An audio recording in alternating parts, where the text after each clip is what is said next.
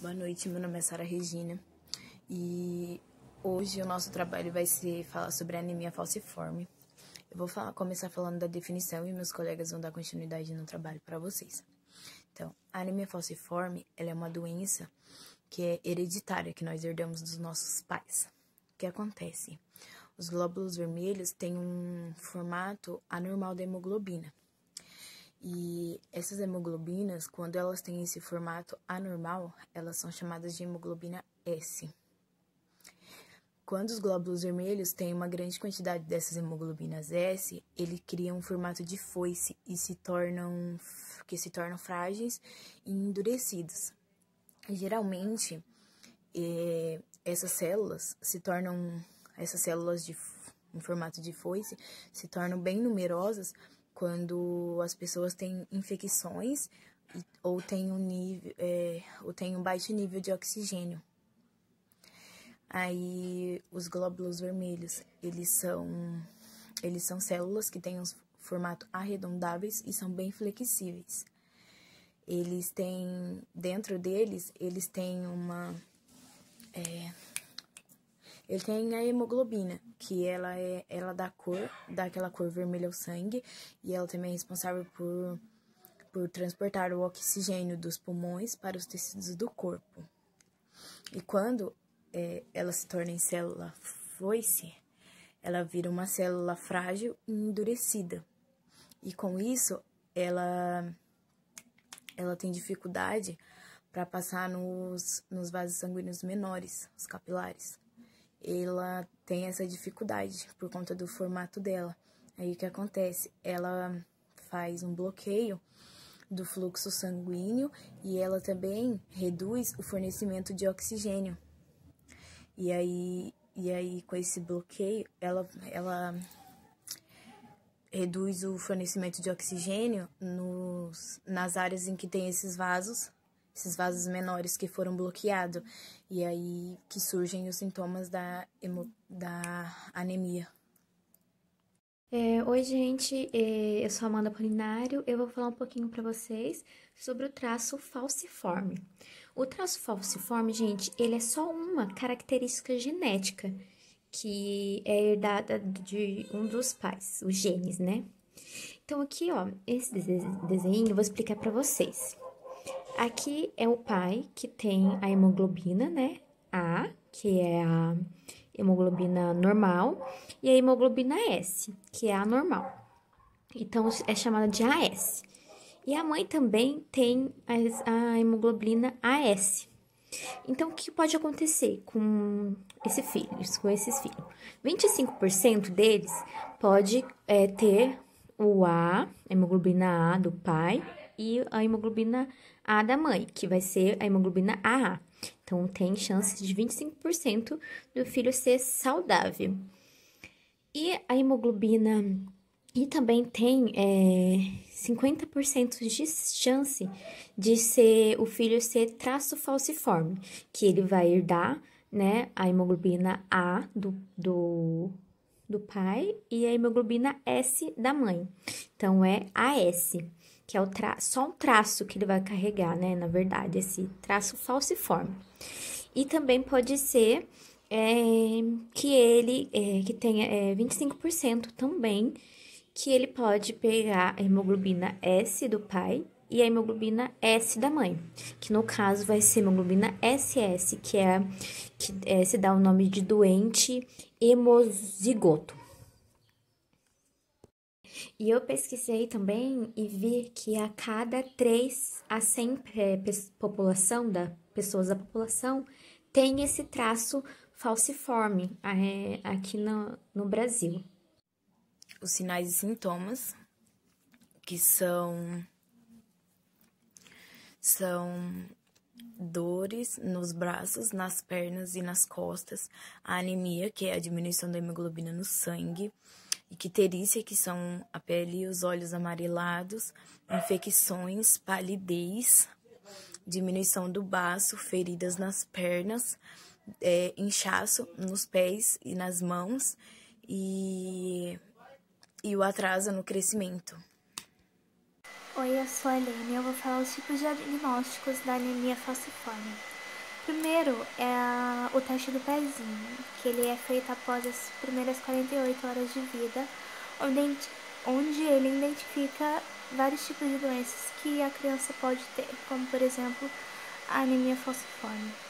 Tem o exame de eletroforese de hemoglobina, que ele também identifica a anemia falciforme. Ele identifica e mede os tipos diferentes de hemoglobina no sangue. Tem o teste de falcização, que também vê a presença de células em foice, só que ele pode dar um falso positivo e um falso negativo. Tem o hemograma, que ele também consegue identificar não consegue, ele é possível identificar pelo número elevado de leucócitos. E tem o teste de solubilidade, que ele testa a solubilidade da hemoglobina. O HbS ele é insolúvel, então ele faz o teste, avalia através da opacidade, que confere no filtro de papel. Tem a cromatografia líquida de alta performance, que é feita pelo sistema automatizado variante. Ele detecta a hemoglobina anormais e permite um diagnóstico preciso e rápido. Também tem a focalização isoelétrica, que utiliza o sistema de alta voltagem, que ele permite a separação das bandas das hemoglobinas e identifica e permitindo o diagnóstico preciso e concreto. Vou falar um pouquinho das complicações que as pessoas com anemia falciforme podem ter. Elas podem ter AVC, altera o funcionamento dos rins, coração e pulmão, sequestro esplênico, atrofia do baço e problemas oculares. Também podem ter crises álgicas, que são crises vaso-oclusiva aguda, dor resultante da isquemia do tecido, comum em ossos e medula óssea. Também pode ter febre por causa de infecções, crise de sequestro, que é a diminuição da hemoglobina, aumento da eletropoiese e dimensões do baço. O priapismo, que é a ereção involuntária e persistente, e condições oculares agudas, como oclusão da artéria central da retina. Agora, gente, eu vou falar um pouquinho sobre o tratamento.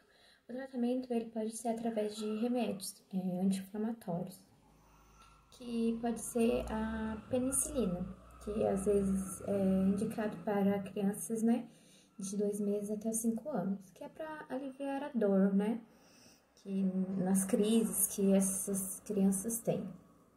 E também evitar a pneumonia.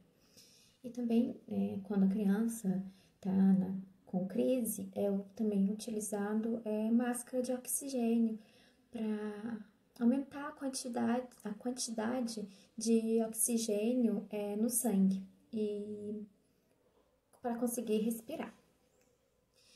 E também tem uma cura para anemia falciforme, que é através do transplante de medula óssea. Mas é um pouco mais difícil, porque o paciente ele precisa ter um doador compatível. No caso, um irmão, uma pessoa mais próxima, né? Um parente mais próximo dele. Por isso que é um pouco mais difícil de conseguir essa cura através do transplante de medula óssea. Hoje eu vou estar falando sobre os cuidados de enfermagem. Bom, medicar conforme prescrição médica, geralmente analgésico e anti-inflamatório. Orientar a ingerir bastante líquido, água, chá, sucos. Febre persistente até 39 graus Celsius requer investigação de processo infeccioso ou osteomielite. Encaminhar para serviço de saúde com maior grau de resolutividade. Geralmente, as mães sofrem com a aplicação de rotina da penicilina injetável, que deve ocorrer a cada 21 dias. reorientar sobre a importância na redução das infecções de repetição. Nos casos em que se deve optar pelo uso de penicilina oral, reforçar a importância de fazer corretamente as 2 tomadas por dia, observando o horário e não interrompendo o tratamento. Agora eu vou continuar sobre os cuidados de enfermagem, né? Eles sempre tem que estar atento na febre em crianças com doenças falciformes, deve ser vista como sinal de risco, pode ser um indício de infecção grave. Também tem que ficar vendo, né, temperatura. Crianças com temperatura de 38,5 graus devem ser encaminhadas para um serviço de saúde com maior resolutividade. A enfermagem deve estar atenta aos sinais e sintomas, porque pode ser uma infecção, né? Também deve ser orientado, né, para essa família, né, a respeito da possibilidade de formação de cálculo biliar, orientar também sobre a importância de prevenir úlceras de perna, mantendo a pele sempre hidratada, orientar sobre a importância de ingerir bastante líquido para manter o sangue fluido, orientar sobre a necessidade de manter a região sempre protegida com meias grossas também. Agora eu vou ler um trechinho que eu achei muito importante sobre a enfermagem.